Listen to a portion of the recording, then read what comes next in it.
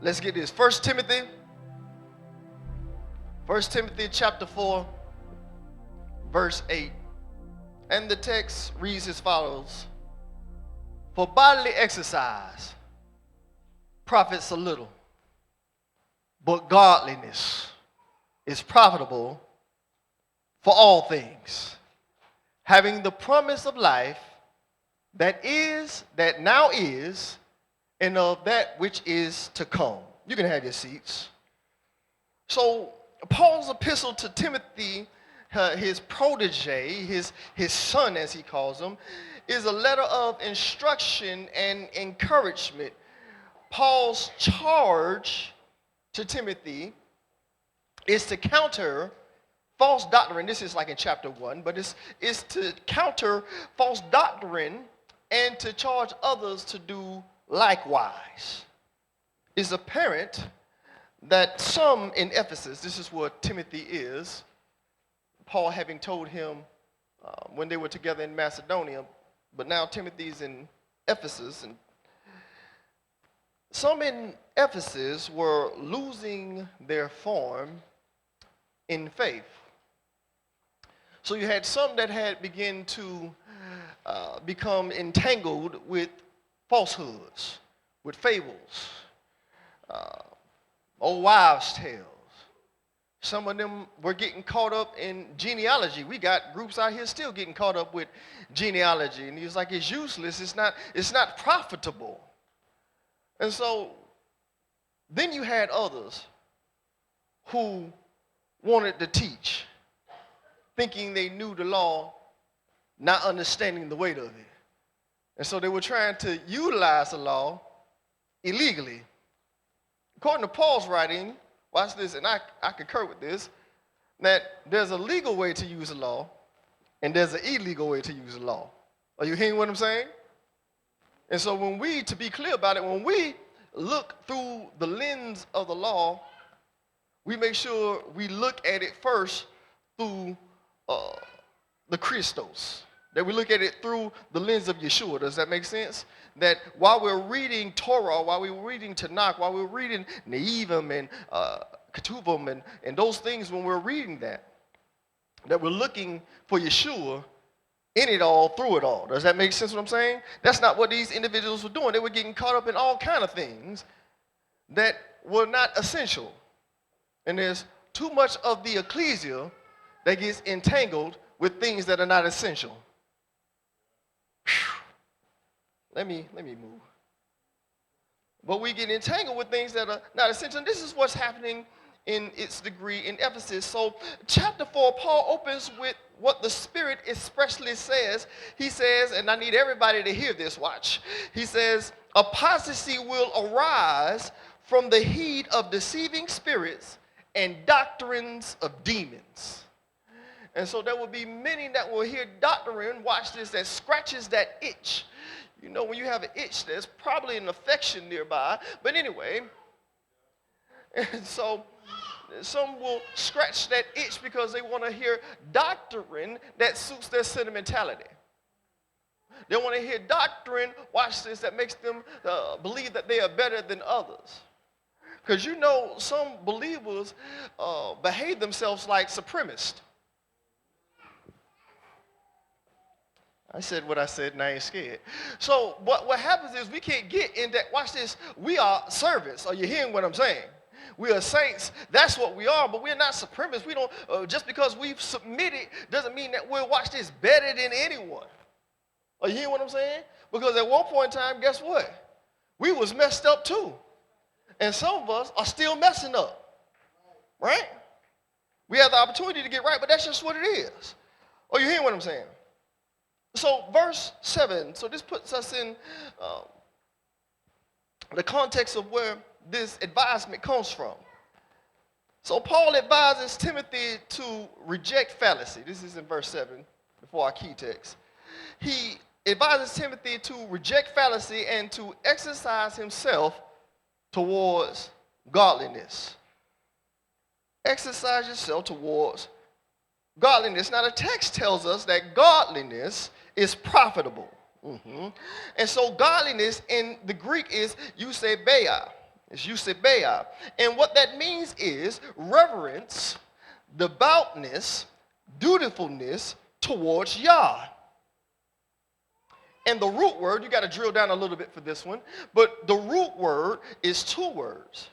And it comes from, they speak to well-doing and worship. Well-doing and worship. So watch this. Godliness is profitable. And at its root, it's well-doing and it's worship. Do you understand what I'm saying? So at the root of godliness is well-doing and worship. And so if we want to be counted as well done, what we need to do is be well-doing, and we need to make sure that we're in worship, right? And we understand this, that when we understand worship properly, worship is not a bodily exercise. It's a devotional enterprise. Are you hearing what I'm saying? And so when we posture ourselves in worship, because the word worship, everywhere you read it, it holds the definition of bow. It means to be prostrate. Now again, just because we're not in a physical form of prostration does not mean that we are not in worship, because it's not about bodily posture, it's about heart posture. We understand this. We went deep into worship quite some time ago, so we should really get this. I want to move. So the text tells us that godliness is profitable for all things. It's provisional. Somebody say it's provisional. All things includes wants and needs. All things, because does not the text say godliness is profitable for all things? So would not all things include wants and needs? Here's the thing. Godliness governs all that concerns us. Godliness governs all that concerns us. So some of our wants are not godly. And some of our so-called needs. And so we, watch this, we don't get to, when you are submitted, you don't get to define anything. If you are submitted, whatever you are submitted to, whatever they say, that's what goes. So if I say I'm submitted to this system, like me being in the Marine Corps, when I said I was submitted to this system, didn't matter how I felt about a situation. I said I was submitted, right? Didn't matter what I thought about a situation. I could think all kind of things. I could feel some type of way. I better not follow through with it. Are you hearing what I'm saying?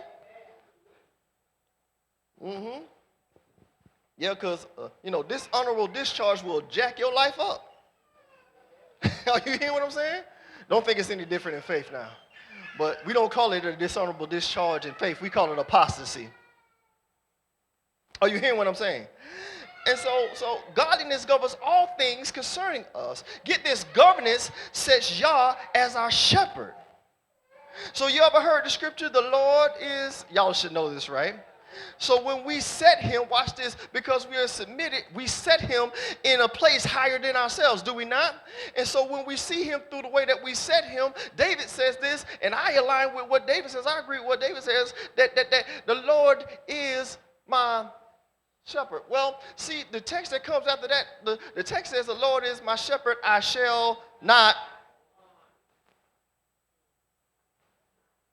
So what am I struggling at war with my wants if my wants are godly? Are you hearing what I'm saying? And so the Lord being our shepherd, when we really take hold of that, we say, we shall not want, is easier to say than it is to submit to. Are you hearing what I'm saying? So it's easier said than submitted to. But when he says, we shall not want, we got to understand that that's provision. Somebody say, that's provision. That's provision. Watch this. Therefore, no good thing, when we set him as our shepherd, no good thing will he withhold, watch this, from those who walk uprightly. See how this works? Because we'll say, he will withhold no good thing from those that finish the sentence, from those that walk uprightly. So there's a way that I have to carry myself. There's a way that we have to conduct ourselves as those who are submitted, and he'll help us if we lean on him. Are you hearing what I'm saying? I'm not asking anybody to do this of themselves, because we surely cannot. And also when we set him as our shepherd, watch this, he will tells us, Paul writes as a matter of fact, that he will supply all of our need according to his riches and glory. Now see how there's always a descriptor for what God wants. He'll supply all our needs according to his riches and glory. And some of the stuff that we're asking for is going to, watch this, take us right out of the glory. And this is how we pray amiss when we're praying for things that are out of line with the Most High. Listen close. Godliness is the body's regimen. Godliness is the body's regimen. Know this, that disciple chooses, Lord help me, discipline chooses order over convenience. Discipline chooses order over convenience. If you're somebody that works out and you try and work out consistently, there are some mornings that you wake up, or there are some evenings that you get off, and you know what your regimen for the day is. One thing when you work out, like everybody wants to skip leg day. You know what I'm saying? When you start up the new year, right, and everybody goes back to the gym. Funny thing is, so the word exercise in the text in Greek is gymnasia, which is where we get the word gymnasium from. Anywho, but when we go, that was a side note, y'all can do with that what you like. But when you go into the, you have your New Year's resolution. It ain't New Year's yet, Saint. But anyway, you say you got your New Year's resolution, and you go to the gym, and the gym is packed. Because everybody said, this year, hear me, saints, I'm going to get in shape. And you go hard that first day, knowing you shouldn't, because you ain't been working out since the last time you worked out. But now all of a sudden, you're going to work out. And all my fellas in here, what's the first thing we're going to do? Hit the bench. And you know you need to work out with them 35s. Them 25s, but no, you can't be seen with no 25s. You got to put them 2 plates on, don't you? You got to put them 45s on there, don't you? And then you put, and you can get it off you probably if you got half strip, but you know that it felt different than the last time. Maybe I'm by myself. Maybe nobody can have did. Fellas, y'all ever been in there like, man, I used to be able to. This ain't. We don't even count that. That's warm up. That ain't even your set. That's warm up. That's just to get the muscles loose. And here you are, turning that foot, trying to grunt silently. Somebody asks you, hey, bro, you need help? No, I got it. No, you don't. And then you drop it on the rack and you stand up like you done did for. No, you haven't. You be like, ooh. But what happens when you do that? You get discouraged because you didn't live like you used to live. And some of us get discouraged when we haven't lived like we ain't living how we used to live. We know what it's like to live like that. Are y'all following what I'm saying?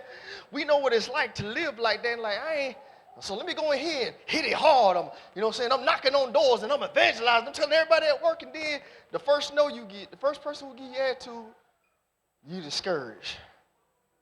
But Lord, you said I should witness, and ain't nobody receiving. Where in Scripture did they say that they was going to receive you? What part of it? What text was you reading where it said everybody was going to receive you? They rejected Yeshua in his own hometown, and Buddy was working miracles. Are you hearing what I'm saying? He was working miracles, and he still got rejected because people didn't see him like that. Are you hearing what I'm saying? And so when we get into a situation where we realize, man, that's when, watch this, that's when we need to take this text to heart and mind, and we need to start, watch this, exercising ourselves towards godliness. Because if you stay with it, it'll stay with you. See, the thing about working out continuously is, watch this, it's never going to be easy. And you're going to want some cheat days. Are you hearing what I'm saying? You're going to want some cheat days. Here's the thing, when it comes to the walk of the faith, no cheat days are excused. They're going to happen. You're going to slack off. Me too. You're going to slack off sometime. But they're not excused. We don't excuse them. Do you hear what I'm saying? We ain't graceless in here. Anybody that be like, we love to say that. We love to say that, you know what I'm saying? Running for Jesus all my life. I ain't tired. I'm Holy Ghost filled, sanctified, and I ain't tired. Man, please, miss me with it. Yeah, you are. You tired. You tired. Here's the thing. We got to keep working.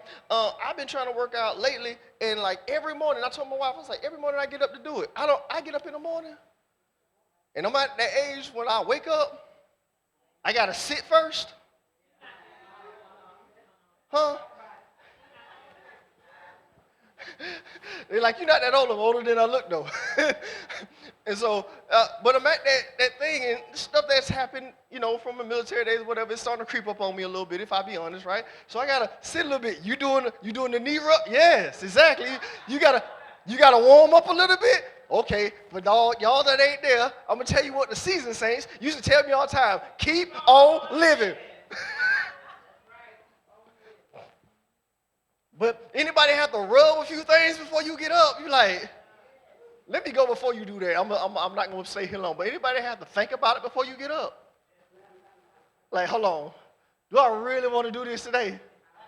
I ain't even talking about to go work out. I'm talking about to go to work. No, you got bills to pay. Do I really do it? If that ain't you, then I ain't talking to you right now. I'll come around a little bit. And you can even like your job and still be like, you know what? Because I like my job. I like my job. It's done right by me. I ain't got nothing negative to say. But some mornings, do I really want to? And sometimes that's how it is in faith. It's like, I know I'm going to. I just got to get past the obstacle that's in my mind. Are you hearing what I'm saying? And so when we are disciplined, because that's what exercise takes. Exercise takes discipline, and we choose order over convenience. So watch this. When you work out, it's inconvenient. Because if you're working out to gain, watch this, to gain strength and endurance, I'm coming back to get it in a minute. When you're training to, watch this, for endurance and you're training for strength, once you're able to lift something so many times, once you're able to hit whatever reps that you're able to hit, what are you trying to do? Now you got to increase the weight. Because you're going to do one or the other. You're going to increase the weight or you're going to increase the reps. You're going to increase the distance. You're going to elongate the time, right? If you're a runner, somebody who wants to run, what are you going to do? I'm going to start out with a half a mile, a mile. I'm going to keep pushing it till I push myself into a marathon. If running's your thing. If you're a lifter, what are you looking for? That max, right? Got to get that max. I'm out of the max days. I'm out of that. I'm in my reps days, and it's just reps now. All that max, I don't want to hear nothing go snap, crackle, or pop. But in the text, bodily speaks to the physical body. The physical body. Godliness speaks to the ecclesial body. Are you hearing what I'm saying? So godliness, we're talking to the ecclesial body. What do I mean by the ecclesial body? I mean the ecclesia. What do I mean by ecclesia? I mean the church in its corporate form. Are you hearing what I'm saying? So we can't miss leg day because the legs got to work. We got to get the reps in, right? Because we're training, we're exercising for strength and endurance. Are you hearing what I'm saying? So for the body, spiritual wellness is paramount. Now, mental health, we're in the age of mental health now where everybody's talking about mental health. Mental health and physical fitness have their place. But for the body, it is spiritual wellness that is paramount. Watch this. It's interesting to me that wellness regimens involve sessions. So you have workout sessions, you have therapy sessions, you have workout sessions, right? And so in other words, you have dedicated times for these things. And so how is it that we are exercising towards godliness and we don't cut out a designated time to do it? And so we have to, watch this, we have to do it, we have to cut out designated times by ourselves and in fellowship. We got to cut out times. there's something that bothers me about when people talk about, I was talking to my wife about this, now this is a pet peeve of mine, when people are like, oh, we got to get rid of the four walls. What you don't understand, watch this, they talk about church, right? And so we got to witness beyond this place. Y'all know this, right?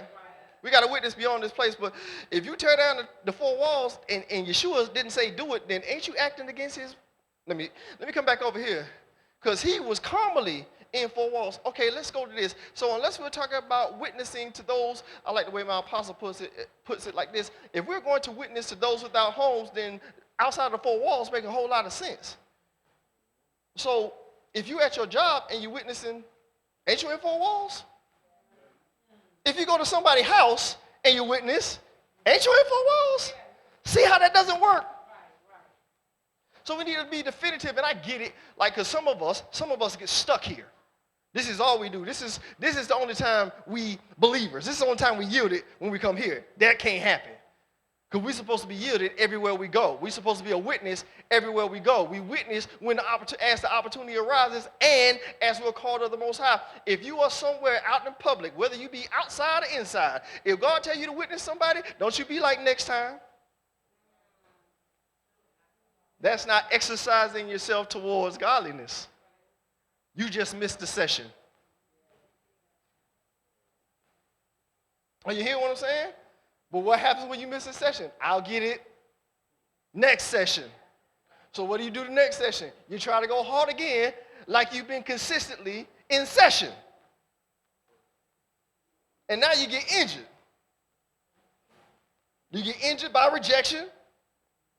You get injured because, watch this, if you ain't been studying and you're trying to give somebody scripture, you're going to struggle. You're going to struggle. And if you're only waiting on the word from the pastor, I'm one of them people. If you're waiting on the word from the pastor to get a word, you're going to be out of shape. Are you hearing what I'm saying? Because you have to exercise towards godliness on your own. Here's the thing, Timothy's on his own at this point. And what we know about Timothy is young. And so Timothy's out here trying to be an epistle from an epistle. Because Paul has written him an epistle so that he can be an epistle. And what God does for us is that, watch this, he's written his word for us to be his word. Because, watch this, we're living epistles just like he's the word incarnate. Do you get what I'm saying? And if we miss sessions, we're going to miss opportunities to witness because, watch this, the setting is not convenient. But I told you, discipline chooses order over convenience. So we can't witness when it's convenient. We witness as we're called. Are you hearing what I'm saying? And that's everywhere we go. Now, I got issues with parking lot prophecy, but you can witness to somebody in the parking lot. Hello? And I actually don't even have issues with parking lot prophecy. I got issues with parking lot prophet lying. That's what I got issues with. Those folks just be saying stuff to say stuff. Just like these folks in Ephesus trying to teach people about the law and didn't even know it, was using it illegally. Craziness. But are you with me so far? And so, when we set ourselves in this realm of understanding that we got to be disciplined, and this is the way that we got to move, then we start choosing order over convenience. Are you hearing what I'm saying? And so when we take up these sessions, we understand that there's a dedicated time of sessions, right? And so for the body, these dedicated times, these sessions are worship. These are worship. Are you hearing what I'm saying? It's worship. It's getting the word. It's not bodily exercise like we spoke before. It's this devotional enterprise. So watch this. It's pressing towards the mark of the higher calling, which is in Yeshua HaMashiach. It is pulling away from malfunction and doctrine of devils, deceiving spirits. We got to pull away from that kind of malfunction, and it's easier than we like to give credence to drift to that way, to where we start, again, kind of drifting towards or being pulled towards false doctrine and carnal flesh. Flesh is like the easiest thing to fall to because you're surrounded by it every day, all day. But when we start exercising ourselves towards godliness, we learn not to walk by, nor to war by the things of the flesh, but by the things of the spirit. Are you hearing what I'm saying?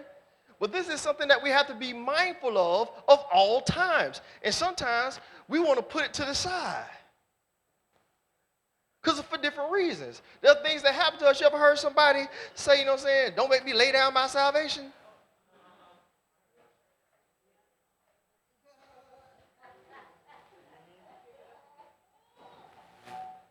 I heard about laying down your burden. Well, what you mean you're going to lay it down? Oh, you can put it on Paul, huh? Oh, is that how it works? That's not how it works, ladies and gentlemen. It's just the same thing. And I'm trying to get this on the level that, when you put on, being in the Marine Corps, this is the only way I can make sense out of it. When you put on that uniform, you have it on whether you have it on or not. Do you hear what I'm saying? This is the mode that you are always in. Everything that I'm doing is representing of what I'm under. Everything that I'm doing is representing what I'm under. And so you got to take that to heart. And so it's not about any other thing than what I was trying to express to you earlier. It's that sense of duty. It's that getting up in the morning. I got to get past the thought of not wanting to get up. I got to get past the aches in my bodies. I still got to get up. I've got to do something. I've got to walk. I've got to lift. I've got to do something. I got to exercise. I've got to do something. They got all kind of exercises now. They got exercises you can do in your chair. Come on. And they're effective. Right? So I know, watch this, it's hard for you to walk around maybe, but you telling me you can't witness from your seat?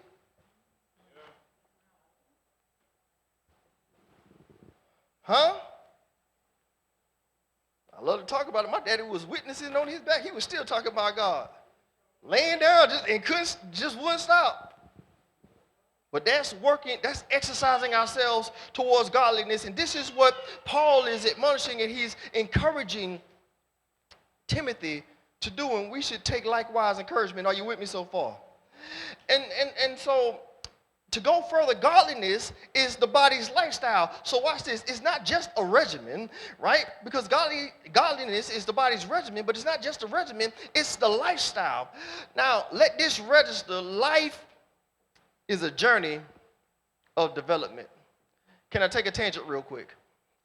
And so I've long believed that we live a four-dimensional existence. And I believe that this is principle for everything in life.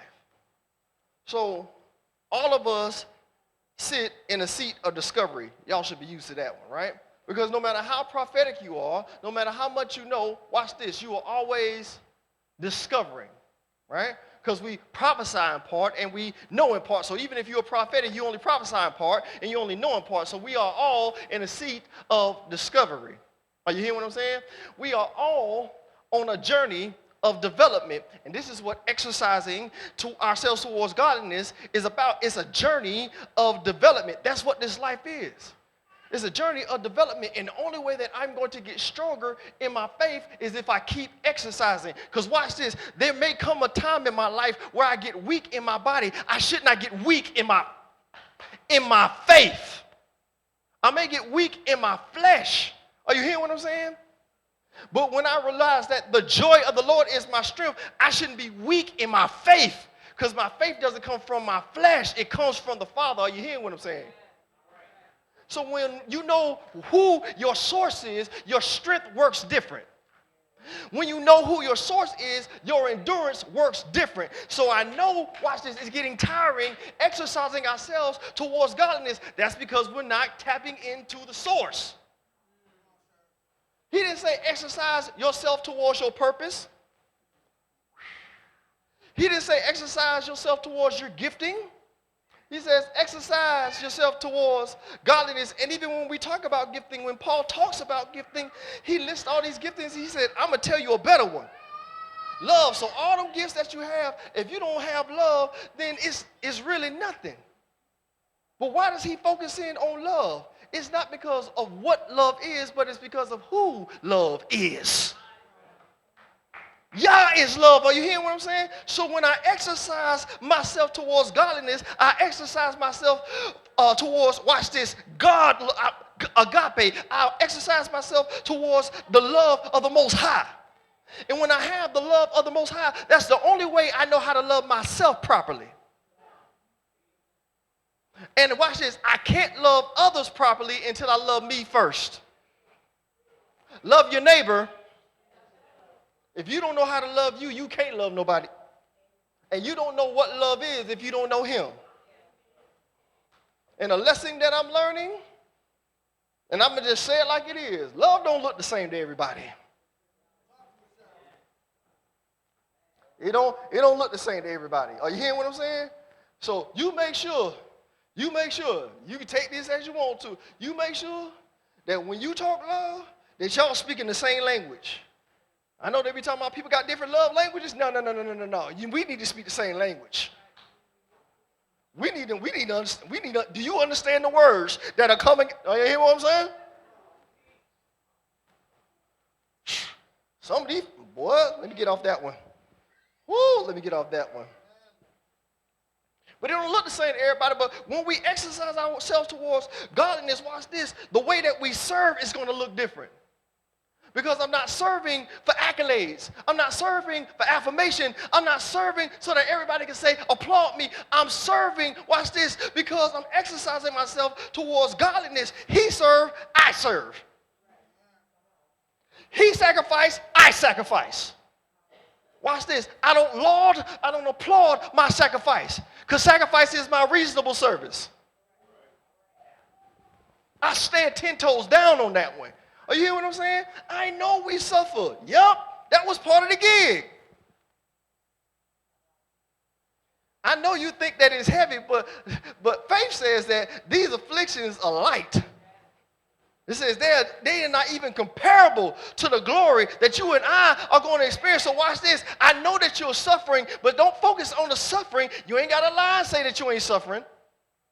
But don't focus on the suffering. Focus on the source. Who's going to get you through the suffering? He's going to heal you from the suffering. Watch this. Who's going to give you rest for your soul? I keep saying we want rest for the flesh. That is not what he said. It ain't. Did we not give the text? Some of us look at that text like, hold on, I done read this all my life. He said, I give you rest. Come to me, all ye that are weary, I still can't get off. And heavy laden, I will give you rest for your soul. Stop coming to, you know what I'm saying? It's not that he can't hear you flesh. I want to be clear. I ain't trying to let you out of nothing. The only way out of this one is you don't want to do it. Because God don't mess with free will, and neither do I. But when you're submitted, and you're exercising yourself towards godliness, you start being like, okay, though I feel weary, I know that I shouldn't get weary in well-doing. I feel it. That's how I feel. I got to get over my feelings. I got to press past my feelings. I got to pull away from malfunction. Watch this. And I got to press in to ministry. Because if I'm not pressing in to ministry, then I'm getting pulled away by malfunction. And I won't let it happen. Are you hear what I'm saying? Because I choose. Because I'm disciplined. You know, root word for disciple. I'm disciplined to choose order over convenience. Are you hearing what I'm saying? And so godliness is the body's lifestyle. I'd venture to say this. All wellness regimens aim for strength and endurance. I told you I was coming back to get it. Here I am. All wellness regimens aim for strength and endurance. And just to go back a point real quick, when we said that life is a journey of development, as a note real quick, the body's journey is towards godliness. So I'd venture to say that all wellness regimens aim for strength and endurance. Here it is. one epistle encourages another epistle to exercise himself towards godliness. To be clear, exercise is intentional activity that engages strength and endurance for enhancement and sustainment of the body. Let me give it to you again. I said that exercise is an intentional activity. When you work out, you are intentional about your activity. If you're going to warm up, what you going to do? If you're going to the gym, you're going to get on the treadmill, but you're not going to stay on the treadmill all day. Why? I'm just warming up. Watch this, say I'm just warming up. I'm just warming up. I'm just getting loose. I'm just getting loose. When you go play ball, right, you don't just start shooting. Well, some folks do. Some folks do. I gotta warm up. I gotta do some jumping jacks or something. Do my Rocky. Get some blood flowing, right? Because if I don't, chances are I'm gonna injure myself because I haven't stretched properly. Man, that's way more than I just put into it. I said, chances are if I don't stretch, I'm gonna injure myself. And some of us are getting injured in our faith because we're not stretching first. And we want to press before we stretch.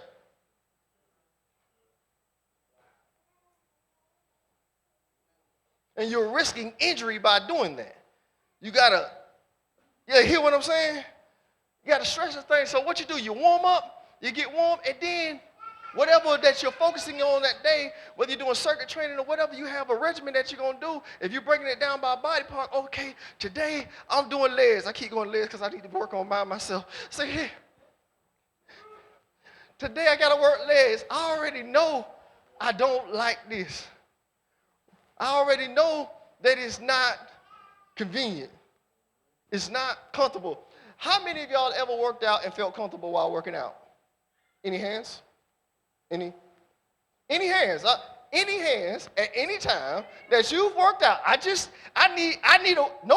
have a witness that you try to work out at any time and it was nobody? So why do we think exercising towards godliness is going to be comfortable?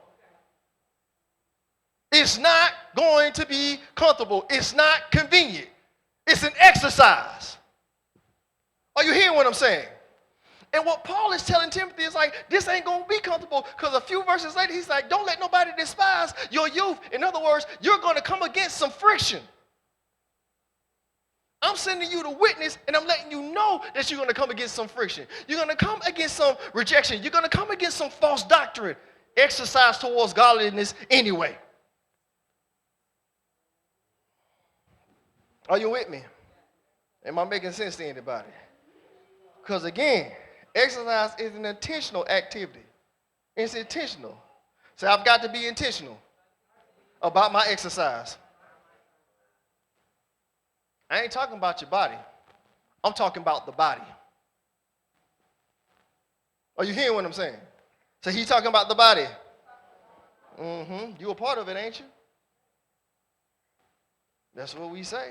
But it's intentional activity that engages strength and endurance for enhancement and sustainment of the body. When we exercise ourselves towards godliness, we access his provisions. See, this is what we don't understand, because when God is asking us to do a thing, watch this, even the thing that he hasn't asked us to do before, provisions are being made. No, they're not being made. I take that back. They're available already.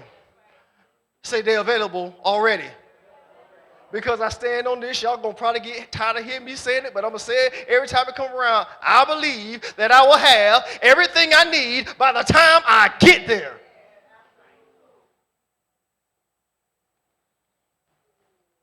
He said go. I don't need directions. I got it. My direction was go. Are you hearing what I'm saying? He said go. You know what we say? How? Where? When? Huh? Why? And some of us act like we ain't here and we be like, what? What? Go is not hard to understand. Right? You really don't need enough. You don't need a whole bunch of synonyms for go, do you? Like, some words you use, you be like, could you give me another word for it? Go mean move around. Get to going. Well, I can't use going because going. Move. Do something. Are you hearing what I'm saying? But we're looking for, so when we're exercising, because that's what? That's inconvenient. That's not comfortable. And watch this. In almost every part of the Bible, almost everything that you see, whether it is physically and at the same time really spiritually, he's always asking us to walk. How do we walk? Not by sight. Not by sight. Not by feelings. By faith. We walk by faith and not by sight. So when I'm walking, watch this, by faith and not by sight, I'm exercising myself towards godliness. It's not convenient because I can't see.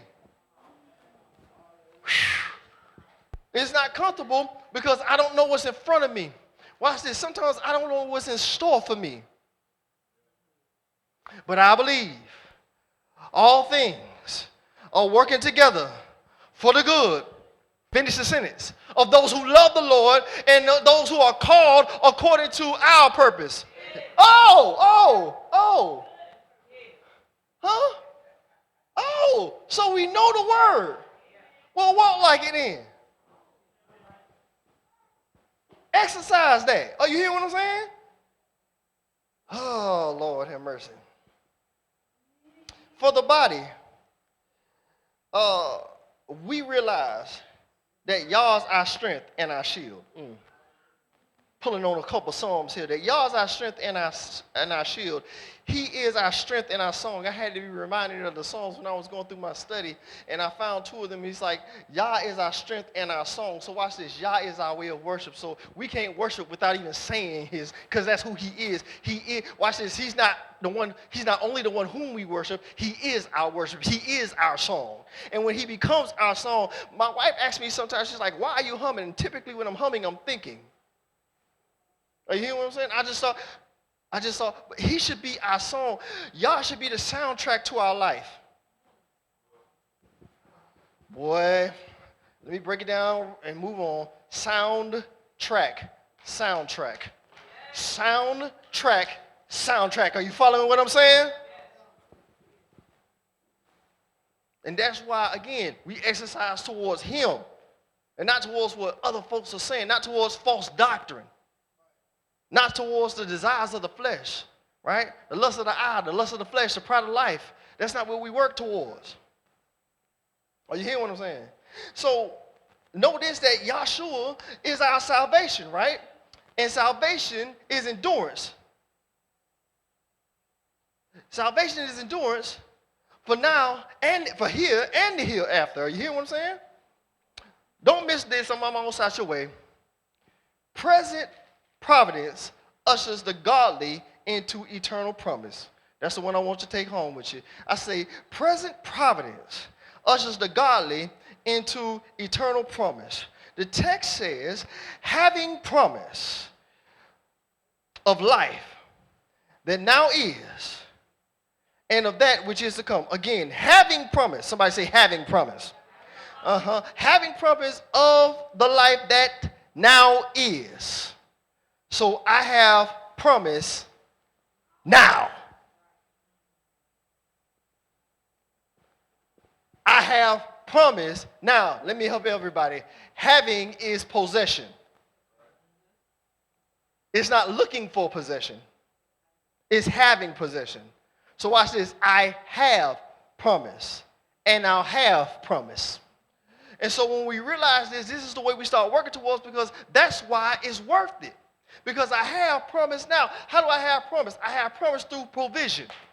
I have promise in the Lord being my shepherd. I have promise, and even though sometimes I don't know which way I'm going, I know that he's going to lead me. Yea, though I walk through that valley of the shadow of death, I'm not worried about it because I have protection. Watch this. I have provision via protection. In my weakness, he's made strong. I have provision via power. Are you hearing what I'm saying? We realize that he's our refuge and strength. And this is one that always blesses my soul. He's a present help. Say the scripture. He is a very present help. In the time in trouble. That's what it says. He's a very present help in trouble. And so watch this. I'm in trouble. I dare the next time you get in trouble to start praising him. You missed it. I said, I dare you the next time that you're in trouble to start praising him. Why? Because he's very present. I'm in trouble. He's very present. I'm in trial. He's very present. I'm in tribulation. He's very present. I'm in persecution. He's very present. Somebody just activated my triggers. He's very present. My childhood trauma is coming up again. He's very present. Depression is trying to sneak up on me again. Let me tell you something about this. We have bouts with it. We don't lose to it. Say he's very present. I'm not saying that you don't have it, because folks will try to deny what you're going through as if they're in your body. Some people will look at the way you live and swear that you ain't in pain.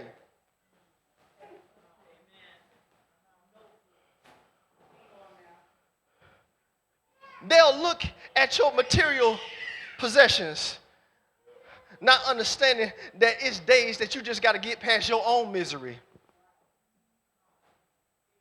But watch this.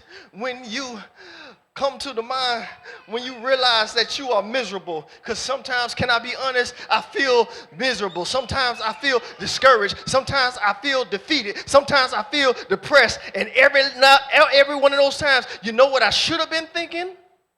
He's very present. Are you hearing what I'm saying? I'm not saying you're not going through what you're going through. Timothy, I'm not telling you all these people are going to receive you. But he's very present. Some of these people are going to despise your youth, but you know what? He's very present. You're going to run into somebody who think that they teaching and ain't teaching not a thing. He's very present. You are going to give people the truth in love, and they're going to hate you for it. He's very present. Somebody say he's very present. If you got a problem in your life right now, I dare you to lift up your voice and say he's very present. I know you've been looking for where is God. Watch this. He's been in your trouble with you the whole time. You know why? Because you're in his yoke. Let me get back up to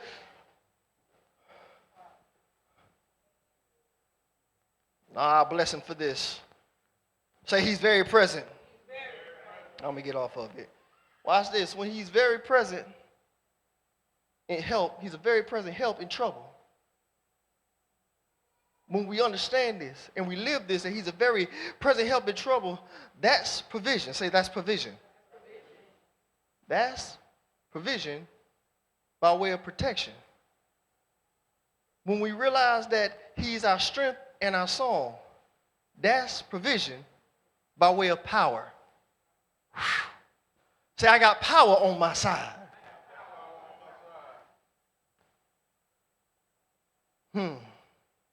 Here's a charge. One more thing. Then I'm going to give you a charge. I'll leave you go. Scripture says this. He'll never leave us or forsake us. That's a promise. Somebody say that's promise. So watch this. I feel forsaken. You know Yeshua felt forsaken on the. He felt forsaken because his father wasn't saying nothing. Now, in scriptures ahead of this, he says, my father is always with me. That's what he says.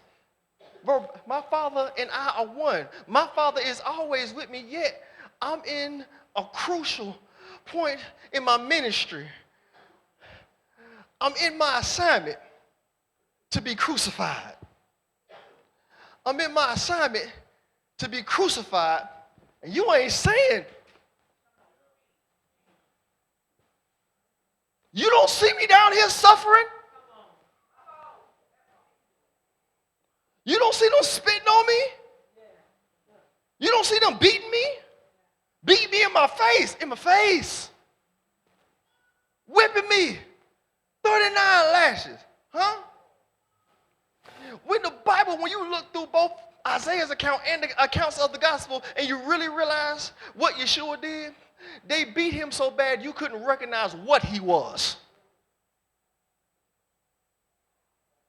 Are you hearing what I'm saying? You could not tell him what he was. We got the cute pictures with him being wrapped up. Nope. Fully exposed. Do you hear what I'm saying? And he bore the shame. I said he bore, I don't know if that weighs on you like it weighs on me. He bore the same. You hear what I'm saying? He took the stripes. He says, I'm going to take these stripes because I know it's going to give him healing. Oh, you hear what I'm saying? I got to take this. I got to take these stripes because I know by my stripes there. So if I don't take the stripes, I don't want to get whooped. Who want to get whooped? I don't want to get whooped, but I got to let myself get whooped so somebody else can get healed.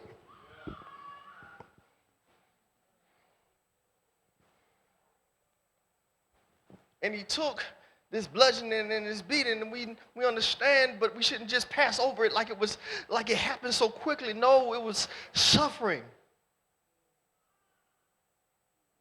But guess what he was doing on the cross?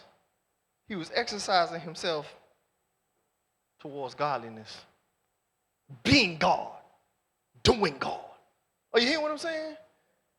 And we are not to do less when he's called us to do what he's called us to do. Are you hearing what I'm saying? But he'll never leave us or forsake us. Do you believe this? And even though his father wasn't saying anything, one of the last things that he says is this. Remember, his father has said nothing. But one of the last things he says to his father, who said nothing to him in his hour of suffering, Father, into your hands. You ain't I've been here suffering. I've been getting beat. You know that I'm innocent. They know that I'm innocent. You ain't saying nothing. Into your hands.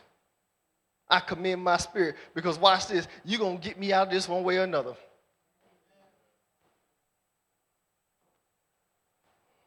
So just like Yeshua was depending, remember I'll tell you about that seat of dependency? Or the posture of dependency. Actually, I did mention it in the fall, but another one of those things that I was talking about is the posture of dependency. And the other one is a process of decision. Be that as it may, I need to close. Is that realizing that we should be we're going to be one way or the other, but we should be in a posture of dependency on him. This is what Yeshua exercises. He says, into your hands I commend my spirit. I ain't hear from you, but I know you're present.